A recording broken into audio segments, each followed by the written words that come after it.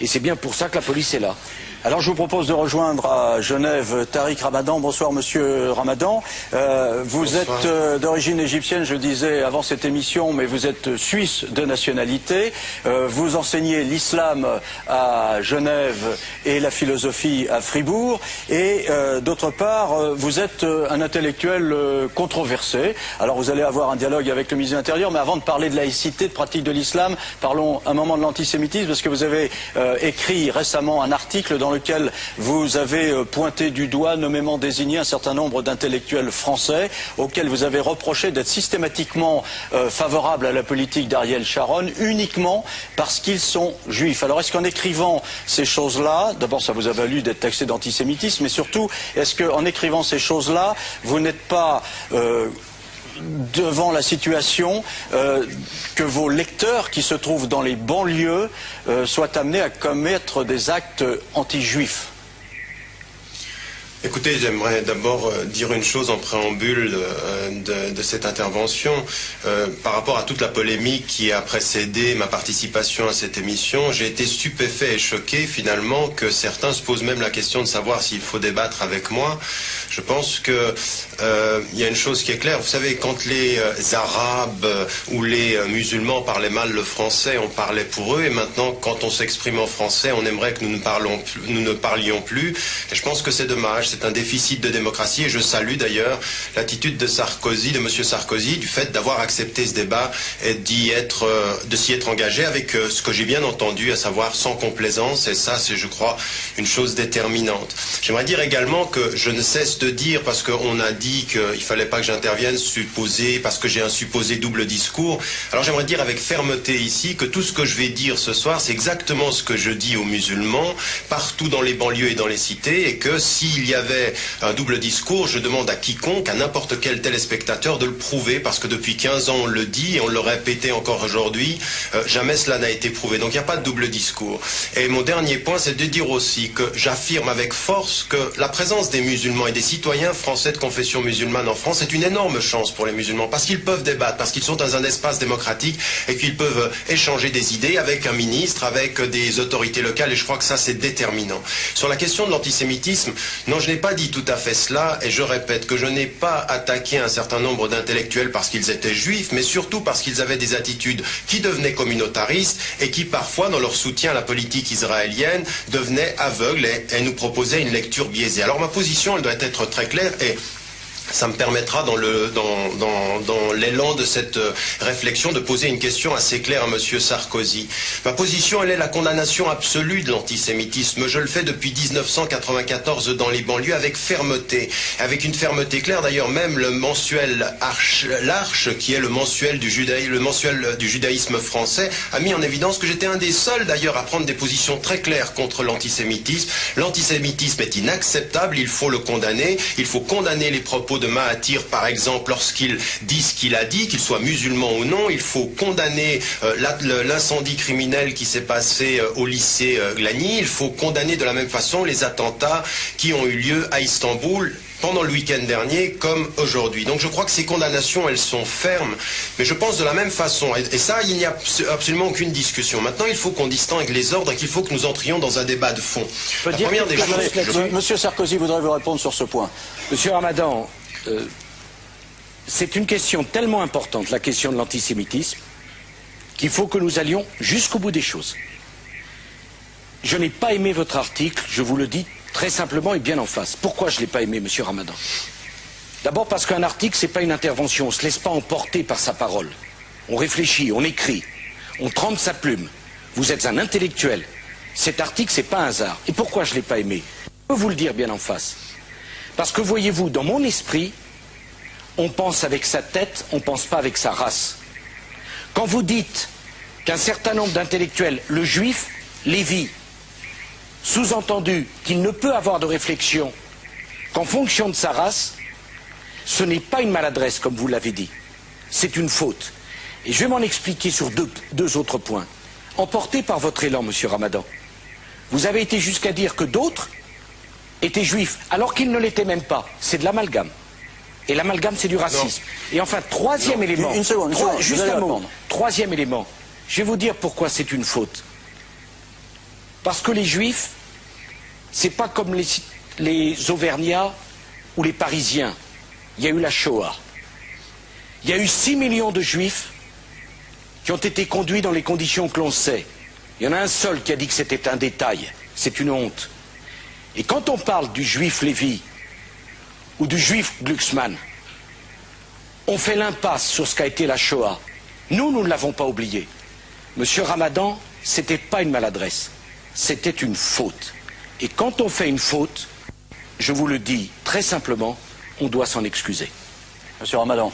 Non, très clairement, j'aimerais dire une chose. D'abord, la première des choses, c'est que je n'ai jamais dit et écrit que, par exemple, un certain nombre comme M. Taguieff, que je savais ne pas être juif, le titre de mon article, c'est « Critique des nouveaux intellectuels communautaires ». Dans le titre, je ne parle pas de juifs et je savais que j'englobais un certain nombre de postures aujourd'hui, d'un certain nombre de sociologues, d'intellectuels qui sont portés à un soutien d'un État et à un soutien d'une communauté. Donc, il n'y avait pas dans mon esprit, ce que j'ai reconnu, c'est un déficit de formulation. Et je sais, je veux dire, moi on m'appelle intellectuel musulman, ça a été fait ici, on appelle intellectuel juif et je n'y voyais pas d'insulte. Ma position elle est celle-ci et j'aimerais être très clair. Je pense que ma volonté c'est de distinguer 3 ordres. La première des choses, c'est que sur cette question-là, le débat ou la question israélo-palestinienne est tellement présente en France aujourd'hui qu'il faut absolument que nous dépassionnions le débat.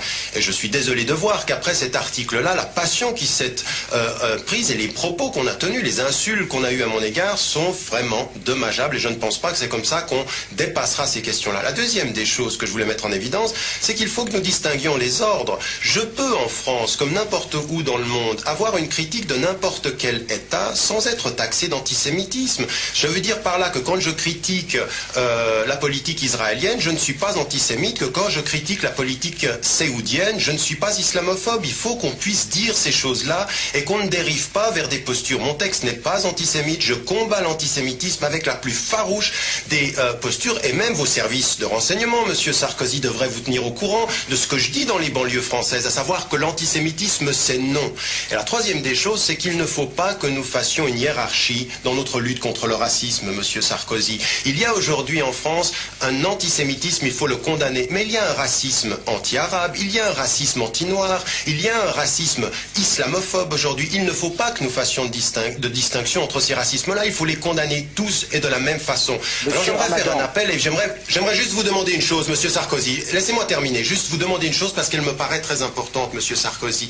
Aujourd'hui, ce n'est pas l'affaire de la... Vous savez, l'antisémitisme n'est pas l'affaire de la communauté juive et l'islamophobie n'est pas l'affaire de la communauté musulmane, c'est l'affaire des citoyens français. Et j'aimerais que vous disiez solennellement, à la suite de ce qu'a dit M. Chirac, et qui était très très fort, il a dit s'en prendre à un juif, c'est s'en prendre à la France. Et il a raison, et il faut le condamner. Mais j'aimerais que vous disiez, que vous appeliez le peuple français qui vous écoute aujourd'hui à dire de la même façon, s'en prendre aujourd'hui à un arabe, s'en prendre à un musulman, s'en prendre à un noir, c'est s'en prendre à la France, c'est qu'il faut aujourd'hui appeler tous les citoyens français à s'opposer à ces racismes-là, et au premier rang desquels les fonctionnaires qui sont sous votre autorité, Monsieur Sarkozy. Il ne faut pas qu'on puisse tutoyer les musulmans de cette façon-là.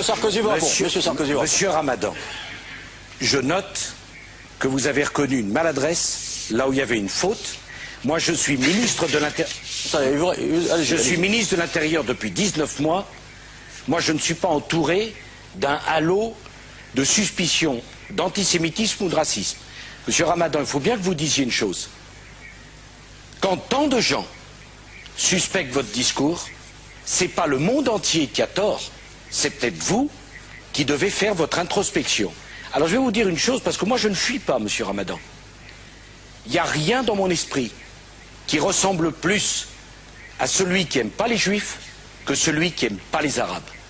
Ils ont le même visage, le visage consternant de la bêtise et de la haine. Et bien sûr que dans la République française, chaque fois que l'un des nôtres, même pas d'ailleurs français, sur notre territoire, est insulté pour la couleur de sa peau, c'est inadmissible. Mais jusqu'à preuve du contraire, Monsieur Ramadan, vous n'êtes pas victime, vous étiez accusé. Mais il y a une deuxième ambiguïté que je voudrais lever avec vous. Vous avez un frère, après alors tout, on arrive vous ne l'avez pas choisi. À l'islam cette fois. Vous ne l'avez pas choisi. J'imagine. Votre frère a justifié, expliqué, trouvé des bonnes raisons à la lapidation des femmes adultères. c'est un point capital. La lapidation d'une femme, c'est une monstruosité. Et justifier une monstruosité, ça ne peut être le fait que d'un déséquilibré. Est-ce que lapider une femme, c'est monstrueux ou pas? J'ai regardé, vous avez fait la préface d'un ouvrage qui s'appelle « Musulmane tout simplement », qui fait le commentaire d'une sourate du Coran expliquant qu'il faut frapper les femmes. Et l'auteur dit « Ah, mais quand on dit dans le Coran il faut frapper les femmes, c'est juste une tape légère, on poursuit, qui ne provoque pas de blessure physique. On est content du conseil et de la recommandation. » Monsieur Ramadan, est-ce que c'est votre conception des rapports entre les hommes et les femmes? Entre l'égalité entre les sexes? Eh bien, si c'est votre conception, c'est pas la mienne. Monsieur Ramadan. Ben, c'est pas la mienne non plus. J'aimerais que vous m'entendiez là-dessus, parce que systématiquement, quand on veut me reprendre sur le discours, on reprend le discours des autres que j'aurais préfacé ou que j'aurais soutenu. La première des choses, c'est que je ne suis pas mon frère, il a des positions. Et sur la question de la lapidation, de façon extrêmement précise, je me suis exprimé en disant que dans ma position, elle n'était pas applicable et que je demandais, parce que je sais que ma position est minoritaire aujourd'hui dans le monde musulman, un moratoire pour qu'il y ait un vrai débat intra-musulman entre les musulmans. Monsieur Ramadan, est-ce que vous rendez compte un moratoire? Attendez, mais laissez-moi... C'est-à-dire qu'on doit pendant quelque temps renoncer à lapider les femmes? Non. Non. Attendez, qu'est-ce que ça veut dire un moratoire? Un moratoire, ça veut dire qu'on cesse absolument l'application de toutes ces peines-là pour qu'il y ait un vrai débat. Et ma position, c'est que si on n'arrive pas à un consensus entre les musulmans, il faudra le cesser. Mais vous ne pouvez pas, vous savez, quand vous êtes dans une communauté, je peux aujourd'hui à la télévision faire plaisir aux Français qui nous regardent en disant « moi, c'est ma position ». Ce n'est pas simplement ma position à moi qui compte, c'est de faire évoluer les mentalités musulmanes. Mais monsieur Ramadan, vous l'entendiez. Mais monsieur Ramadan, alors laissez-moi terminer. Juste un point. Je vous entends, mais les musulmans sont des êtres humains qui vivent en 2003 en France, puisque nous parlons à la communauté française, et vous venez de dire quelque chose de particulièrement incroyable, c'est que la lapidation des femmes, oui, c'est un peu choquant, il faut simplement faire un moratoire, et puis on va réfléchir pour savoir si c'est pas bien. Mais c'est monstrueux de lapider une femme parce qu'elle est adultère, il faut le condamner. Monsieur Sarkozy, écoutez bien ce que je dis. Ce que je dis, c'est que ma position à moi, c'est qu'elle n'est pas applicable. C'est clair? Mais aujourd'hui, je parle à des musulmans du monde entier et je collabore, que ce soit aux États-Unis, dans le monde musulman. Vous devez avoir une posture pédagogique qui fasse discuter les gens. Vous ne pouvez pas décider tout seul d'être progressiste sans des communautés. C'est trop facile. Aujourd'hui, ma position, c'est de dire nous devons cesser. Monsieur Ramadan, si c'est être progressiste que de ne pas vouloir qu'on lapide une femme, j'avoue que je suis progressiste. Mais ça me conservatisme assez haut. Non, mais je ne parle pas simplement, Monsieur Sarkozy, je ne parle pas simplement de cette question-là, je parle d'un certain nombre de questions qui aujourd'hui taraudent les communautés musulmanes du monde et sur lesquelles nous devons avoir un débat de fond. Donc encore une fois, je suis, moi, de ces positions extrêmement claires. Maintenant, quand je fais une préface d'un livre, vous devez lire l'ensemble de la préface, parce que ce que je mets en évidence, c'est que tout à coup, une femme prenne la parole et puis dégage une réflexion. Je ne suis pas d'accord avec tout ce qui est dit dans les livres que je préface, et si vous aviez lu l'ensemble de la préface, vous auriez vu que je suis dans des attitudes critiques par rapport aux gens que je préface. Mais je relève une chose, c'est qu'une femme, une Marocaine, prend des positions, prend la parole, et c'est une bonne chose. On n'est pas toujours d'accord, on fait évoluer les choses. Je suis plus ici, Monsieur Sarkozy, dans une posture de pédagogue qui discute avec sa communauté, mais je ne veux pas avoir simplement ce rôle d'être gentil devant la France, et puis finalement d'être déconnecté d'une communauté qui doit être en débat. J'aimerais juste vous dire une chose. Le problème, c'est que nous sommes en 2003, et en 2003, nous sommes un certain nombre qui ne pouvons pas accepter que les femmes musulmanes, parce qu'elles seraient musulmanes, soient frappées. C'est quand même un discours moyenâgeux. C'est un discours qu'on ne peut pas accepter. On peut être pédagogique sur tel ou tel point, qui sont pour le coup de détail, pas sur des châtiments corporels physiques sur les femmes quand même. Vous avez parfaitement raison. Monsieur Sarkozy, vous avez parfaitement raison, mais tenez-vous à ce que je dis s'il s'agit d'avoir un débat avec moi. Ma position, elle est extrêmement claire. La violence conjugale et la violence à l'endroit d'une femme est inacceptable islamiquement. C'est ce que je dis, et je le dis avec force. Monsieur Ramadan, je vous propose de passer... J'avais une deuxième... Attendez, je vous propose de passer à un autre chapitre aussi, qui concerne aussi l'application de la laïcité. Je vais résumer, mais vous avez dit, dans le fond, la laïcité, c'est une étape dans la vie de la France, dans l'histoire de la France. L'islam est une nouvelle venue, et donc il y aura certainement à demander à la laïcité d'avoir quelques adaptations. Alors, de quoi s'agit-il dans votre esprit ? Non, alors écoutez, ça fait partie aussi de l'évolution de ma pensée. Je participe au débat en France depuis une dizaine d'années.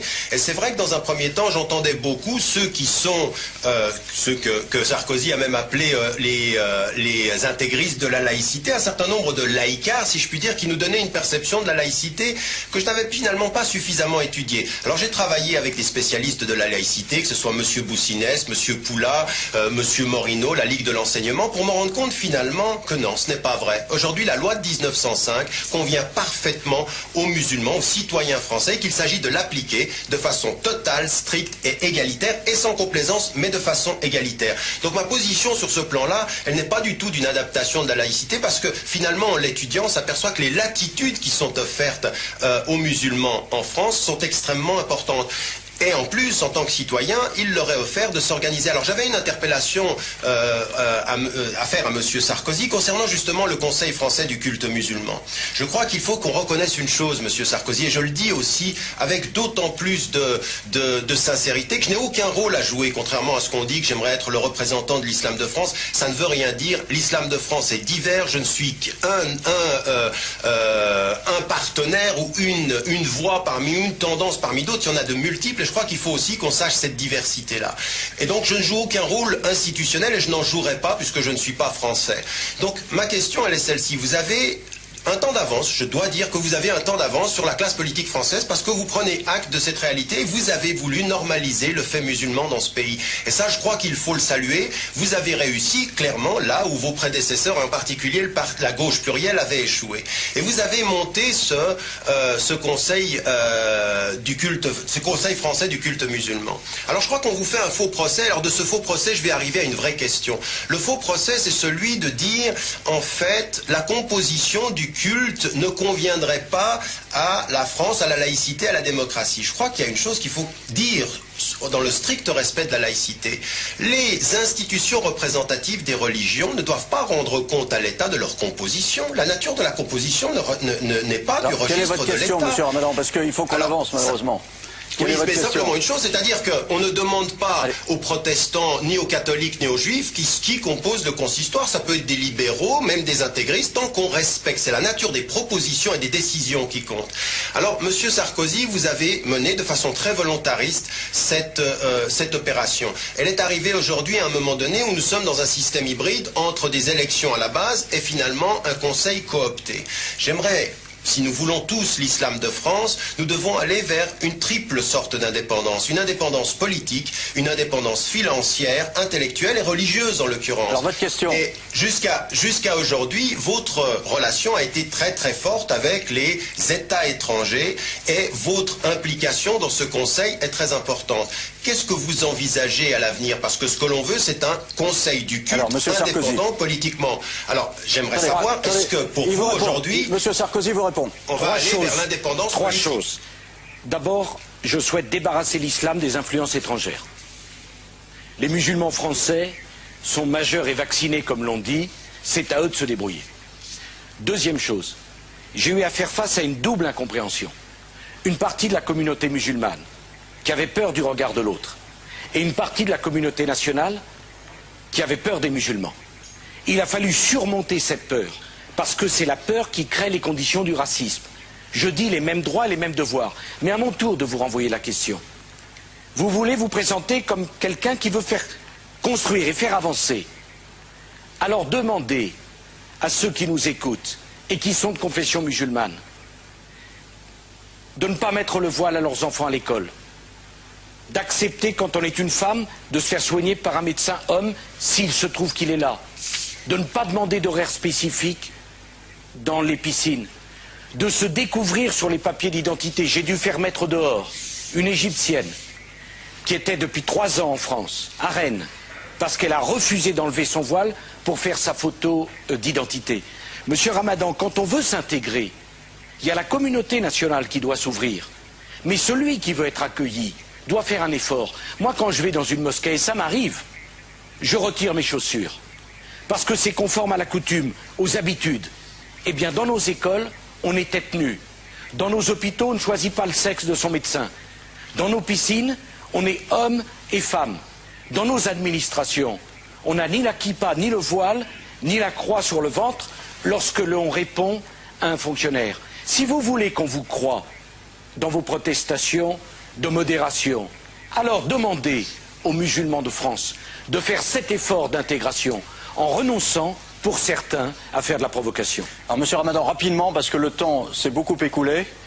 Est-ce que vous êtes prêt moi, ce que je demande aux Français, monsieur, et ce que je dis partout où sont les musulmans, c'est le respect strict de la loi. Et si aujourd'hui nous n'avions pas ce débat, si nous l'avons d'ailleurs ce débat, c'est parce que justement sur les contours de la loi, il y a discussion. Si aujourd'hui il y a toute cette discussion autour de la loi de 1905, c'est que finalement les contours de la loi doivent être déterminés et qu'il y a débat. Donc le respect strict de la loi de 1905, et j'aimerais vous dire une chose, c'est que je ne suis pas le seul à dire que dans le respect strict de la loi de 1905, il ne faut pas exclure les jeunes filles dans les écoles. La Ligue de l'enseignement le dit, la Ligue des droits de l'homme le dit, le MRAP le dit, même pratiquement l'épiscopat. Donc je crois que de ce point de vue-là, il faut le respect de la loi. Oui, mais monsieur Ramadan, souci, monsieur Sarkozy, mais j'ai pas terminé.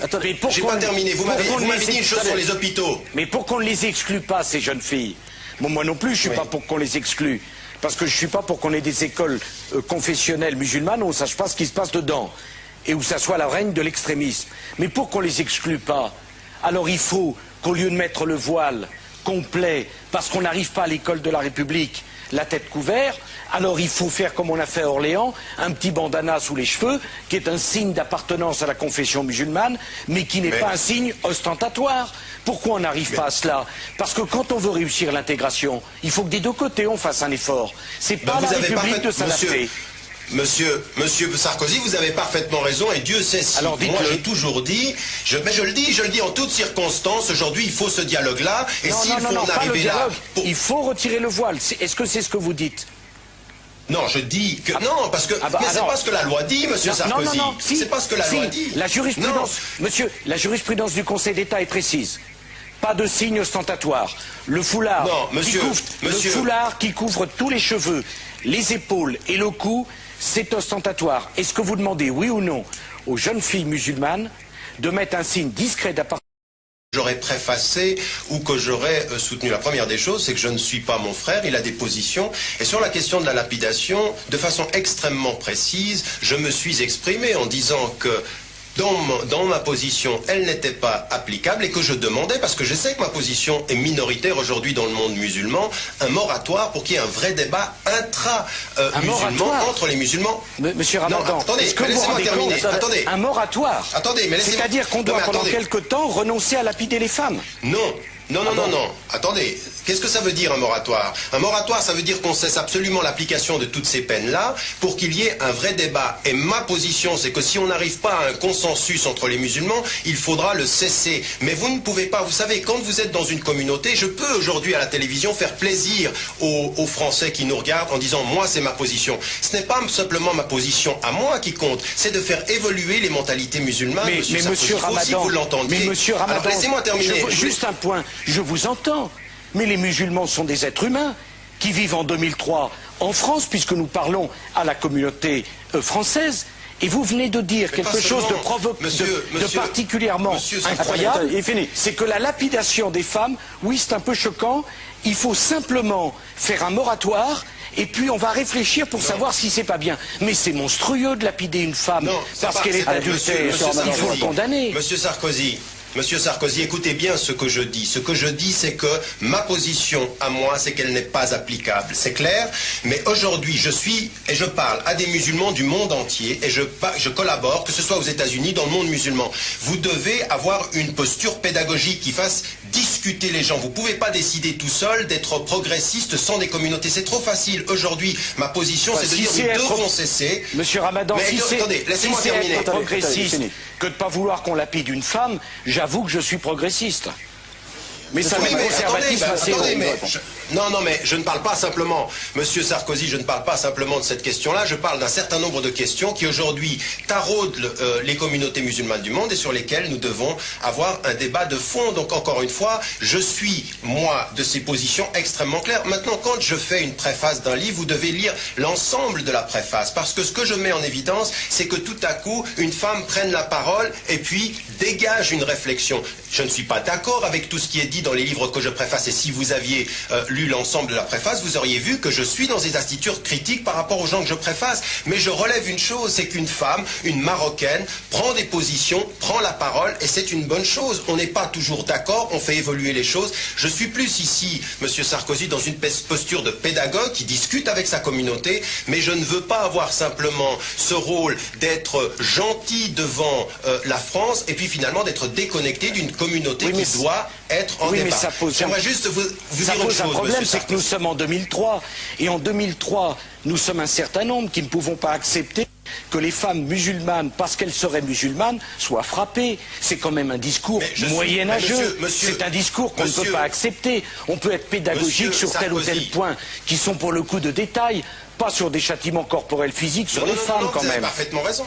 Monsieur Sarkozy, vous avez parfaitement raison, mais tenez-vous à ce que je dis s'il s'agit d'avoir un débat avec moi. Ma position, elle est extrêmement claire. La violence conjugale et la violence à l'endroit d'une femme est inacceptable islamiquement. C'est ce que je dis, et je le dis avec force. Monsieur Ramadan, je vous propose de passer... J'avais une deuxième. Sarkozy. Il y a aujourd'hui en France un antisémitisme, il faut le condamner, mais il y a un racisme anti-arabe, il y a un racisme anti-noir, il y a un racisme islamophobe aujourd'hui. Il ne faut pas que nous fassions de distinction entre ces racismes là, il faut les condamner tous et de la même façon. Alors j'aimerais faire un appel et j'aimerais juste vous demander une chose, Monsieur Sarkozy. Laissez-moi terminer, juste vous demander une chose parce qu'elle me paraît très importante, Monsieur Sarkozy. Aujourd'hui, ce n'est pas l'affaire de la... Vous savez, l'antisémitisme n'est pas l'affaire de la communauté juive et l'islamophobie n'est pas l'affaire de la communauté musulmane, c'est l'affaire des citoyens français. Et j'aimerais que vous disiez solennellement, à la suite de ce qu'a dit Monsieur Chirac et qui était très très fort, il a dit s'en prendre à un juif, c'est s'en prendre à la France. Et il a raison et il faut le condamner. Mais j'aimerais que vous disiez, que vous appeliez le peuple français qui vous écoute aujourd'hui à dire de la même façon, s'en prendre aujourd'hui à un arabe, s'en prendre à un musulman, s'en prendre à un noir, c'est s'en prendre à la France, c'est qu'il faut aujourd'hui appeler tous les citoyens français à s'opposer à ces racismes-là, et au premier rang desquels les fonctionnaires qui sont sous votre autorité, Monsieur Sarkozy. Il ne faut pas qu'on puisse tutoyer les musulmans de cette façon-là. Monsieur Ramadan, je note que vous avez reconnu une maladresse là où il y avait une faute. Moi, je suis ministre de l'Intérieur. Je suis ministre de l'Intérieur depuis 19 mois. Moi, je ne suis pas entouré d'un halo de suspicion d'antisémitisme ou de racisme. Monsieur Ramadan, il faut bien que vous disiez une chose. Quand tant de gens suspectent votre discours, c'est pas le monde entier qui a tort. C'est peut-être vous qui devez faire votre introspection. Alors, je vais vous dire une chose, parce que moi, je ne fuis pas, Monsieur Ramadan. Il n'y a rien dans mon esprit qui ressemble plus à celui qui n'aime pas les juifs que celui qui n'aime pas les arabes. Ils ont le même visage, le visage consternant de la bêtise et de la haine. Et bien sûr que dans la République française, chaque fois que l'un des nôtres, même pas d'ailleurs français, sur notre territoire, est insulté pour la couleur de sa peau, c'est inadmissible. Mais jusqu'à preuve du contraire, Monsieur Ramadan, vous n'êtes pas victime, vous. Vous étiez accusé. Mais il y a une deuxième ambiguïté que je voudrais lever avec vous. Vous avez un frère. Après alors tout, on arrive vous ne l'avez pas choisi. À l'islam, cette fois. Vous ne l'avez pas choisi. J'imagine. Votre frère a justifié, expliqué, trouvé des bonnes raisons à la lapidation des femmes adultères. C'est un point capital. La lapidation d'une femme, c'est une monstruosité. Et justifier une monstruosité, ça ne peut être le fait que d'un déséquilibré. Est-ce que lapider une femme, c'est monstrueux ou pas? J'ai regardé, vous avez fait la préface d'un ouvrage qui s'appelle « Musulmane tout simplement », qui fait le commentaire d'une sourate du Coran expliquant qu'il faut frapper les femmes. Et l'auteur dit « Ah, mais quand on dit dans le Coran il faut frapper les femmes, c'est juste une tape légère, on poursuit, qui ne provoque pas de blessure physique. On est content du conseil et de la recommandation. » Monsieur Ramadan, est-ce que c'est votre conception des rapports entre les hommes et les femmes? Entre l'égalité entre les sexes? Eh bien, si c'est votre conception, c'est pas la mienne. Monsieur Ramadan. C'est pas la mienne non plus. J'aimerais que vous m'entendiez là-dessus, parce que systématiquement, quand on veut me reprendre sur le discours, on reprend le discours des autres que je... Et c'est bien pour ça que la police est là. Alors je vous propose de rejoindre à Genève Tariq Ramadan. Bonsoir Monsieur Ramadan. Vous êtes d'origine égyptienne, je disais avant cette émission, mais vous êtes suisse de nationalité. Vous enseignez l'islam à Genève et la philosophie à Fribourg. Et d'autre part, vous êtes un intellectuel controversé. Alors vous allez avoir un dialogue avec le ministre de l'Intérieur, mais avant de parler de laïcité, de pratique de l'islam, parlons un moment de l'antisémitisme, parce que vous avez écrit récemment un article dans lequel vous avez pointé du doigt, nommément désigné un certain nombre d'intellectuels français auxquels vous avez reproché d'être systématiquement favorables à la politique d'Ariel Sharon uniquement parce qu'ils sont juifs. Alors est-ce qu'en écrivant ces choses-là, d'abord ça vous a valu d'être taxé d'antisémitisme, mais surtout est-ce qu'en écrivant ces choses-là, vous n'êtes pas... devant la situation que vos lecteurs qui se trouvent dans les banlieues soient amenés à commettre des actes anti-juifs? Écoutez, j'aimerais d'abord dire une chose en préambule de cette intervention.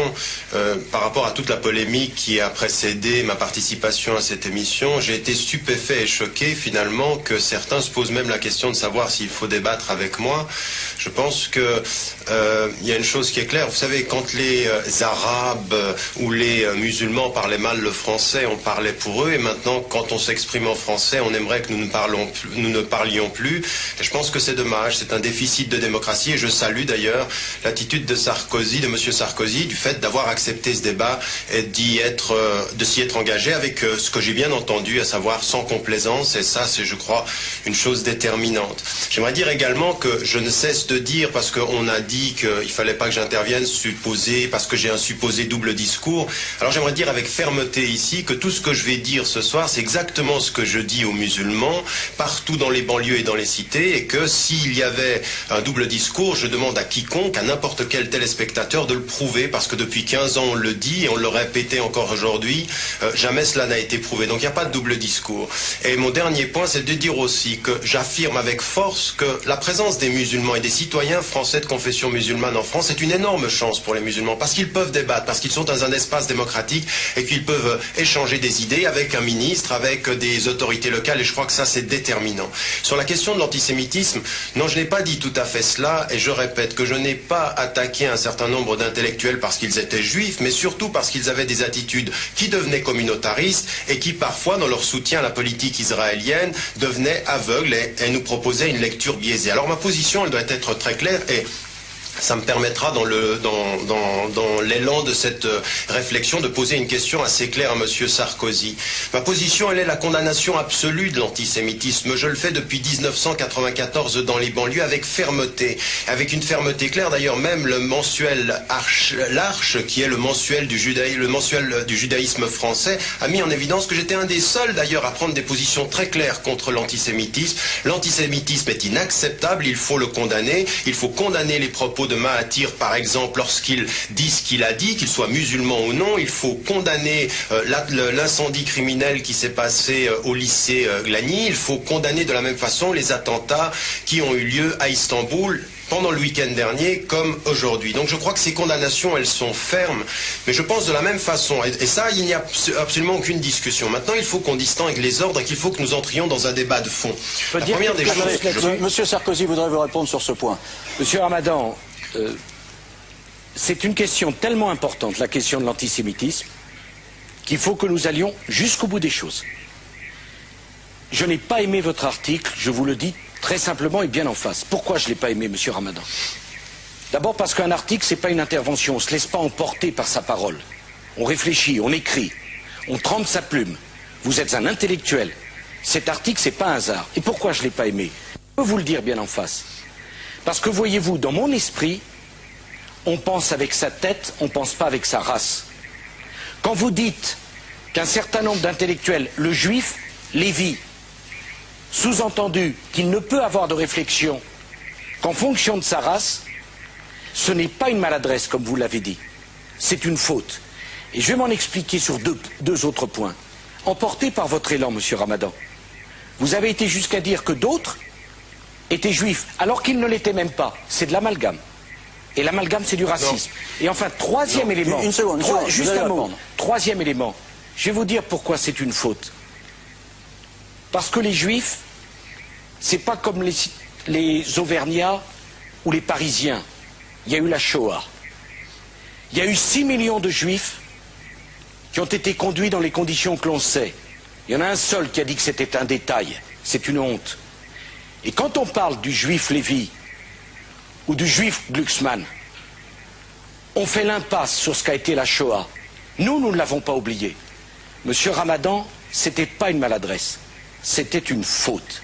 Et quand on fait une faute, je vous le dis très simplement, on doit s'en excuser. Monsieur Ramadan.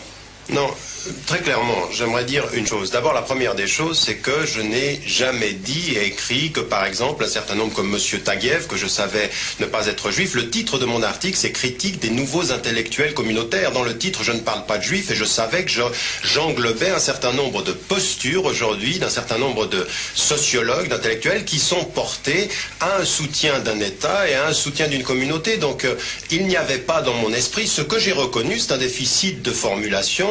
Et je sais, je veux dire, moi on m'appelle intellectuel musulman, ça a été fait ici, on appelle intellectuel juif, et je n'y voyais pas d'insulte.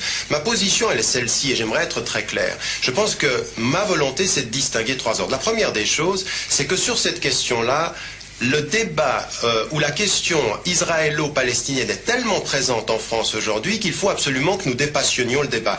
Et je suis désolé de voir qu'après cet article-là, la passion qui s'est prise et les propos qu'on a tenus, les insultes qu'on a eues à mon égard sont vraiment dommageables et je ne pense pas que c'est comme ça qu'on dépassera ces questions-là. La deuxième des choses que je voulais mettre en évidence, c'est qu'il faut que nous distinguions les ordres. Je peux en France, comme n'importe où dans le monde, avoir une critique de n'importe quel État sans être taxé d'antisémitisme. Je veux dire par là que quand je critique la politique israélienne, je ne suis pas antisémite, que quand je critique la politique séoudienne, je ne suis pas islamophobe. Il faut qu'on puisse dire ces choses-là et qu'on ne dérive pas vers des postures. Mon texte n'est pas antisémite, je combats l'antisémitisme avec la plus farouche des postures et même vos services de renseignement, Monsieur Sarkozy, devraient vous tenir au courant de ce que je dis dans les banlieues françaises, à savoir que l'antisémitisme c'est non. Et la troisième des choses, c'est qu'il ne faut pas que nous fassions une hiérarchie dans notre lutte contre le racisme, monsieur. Attendez, je vous propose de passer à un autre chapitre aussi, qui concerne aussi l'application de la laïcité. Je vais résumer, mais vous avez dit, dans le fond, la laïcité, c'est une étape dans la vie de la France, dans l'histoire de la France. L'islam est une nouvelle venue, et donc il y aura certainement à demander à la laïcité d'avoir quelques adaptations. Alors, de quoi s'agit-il dans votre esprit ?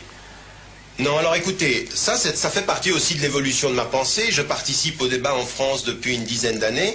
Et c'est vrai que dans un premier temps, j'entendais beaucoup ceux qui sont, ceux que Sarkozy a même appelé les intégristes de la laïcité, un certain nombre de laïcards, si je puis dire, qui nous donnaient une perception de la laïcité que je n'avais finalement pas suffisamment étudiée. Alors j'ai travaillé avec des spécialistes de la laïcité, que ce soit M. Boussinès, M. Poula, M. Morino, la Ligue de l'enseignement, pour me rendre compte finalement que non, ce n'est pas vrai. Aujourd'hui, la loi de 1905 convient parfaitement aux musulmans, aux citoyens français, qu'il s'agit de l'appliquer de façon totale, stricte et égalitaire, et sans complaisance, mais de façon égalitaire. Donc ma position sur ce plan-là, elle n'est pas du tout d'une adaptation de la laïcité, parce que finalement, l'étudiant s'aperçoit que les latitudes qui sont offertes aux musulmans en France sont extrêmement importantes.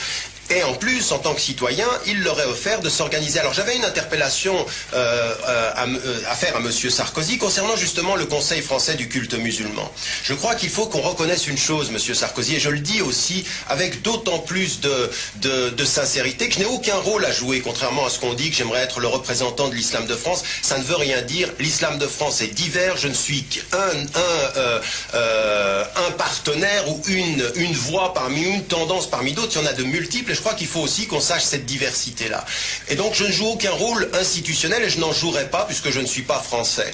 Donc ma question, elle est celle-ci. Vous avez un temps d'avance, je dois dire que vous avez un temps d'avance sur la classe politique française parce que vous prenez acte de cette réalité et vous avez voulu normaliser le fait musulman dans ce pays. Et ça, je crois qu'il faut le saluer. Vous avez réussi clairement là où vos prédécesseurs, en particulier la gauche plurielle, avaient échoué. Et vous avez monté ce conseil du culte, ce conseil français du culte musulman. Alors je crois qu'on vous fait un faux procès. Alors de ce faux procès, je vais arriver à une vraie question. Le faux procès, c'est celui de dire, en fait, la composition du culte ne conviendrait pas à la France, à la laïcité, à la démocratie. Je crois qu'il y a une chose qu'il faut dire dans le strict respect de la laïcité. Les institutions représentatives des religions ne doivent pas rendre compte à l'État de leur composition. La nature de la composition n'est pas du registre de l'État. Quelle est votre question, monsieur Ramadan? Parce qu'il faut qu'on avance, malheureusement.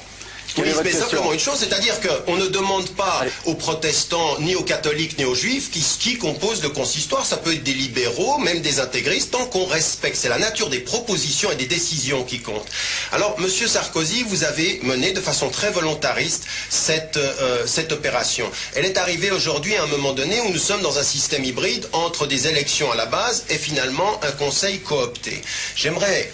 Si nous voulons tous l'islam de France, nous devons aller vers une triple sorte d'indépendance. Une indépendance politique, une indépendance financière, intellectuelle et religieuse en l'occurrence. Alors votre question. Et jusqu'à aujourd'hui, votre relation a été très très forte avec les États étrangers et votre implication dans ce conseil est très importante. Qu'est-ce que vous envisagez à l'avenir? Parce que ce que l'on veut, c'est un conseil du culte indépendant politiquement. Alors, j'aimerais savoir, est-ce que pour vous aujourd'hui... Monsieur Sarkozy vous répond. On va aller vers l'indépendance politique. Trois choses. D'abord,